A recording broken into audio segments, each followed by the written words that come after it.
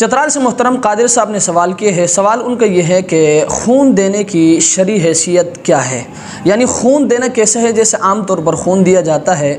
تو یاد رکھیں، سب سے پہلے یہ بات اپنے ذہن میں رکھیں کہ انسانی جسم سے جب خون نکل جاتا ہے تو وہ بھی نجس اور ناپاک ہے۔ اس کا اصل تقاضا یہ ہے کہ اس کی بھی کسی دوسرے انسان کے جسم میں منتقلی حرام ہو، لیکن اضطراری حالات اور ضرورت شدیدہ کے موقع پر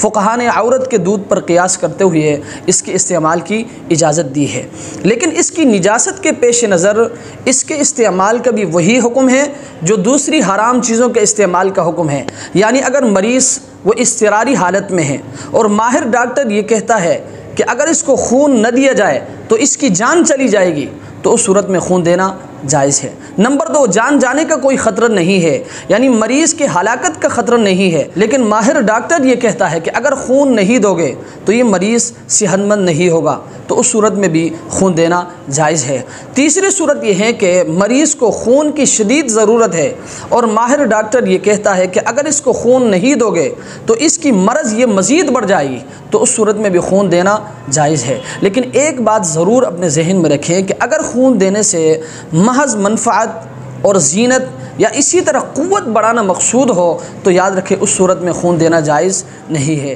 اللہ تبارک و تعالی ہمیں اس مسئلے کو سمجھنے کی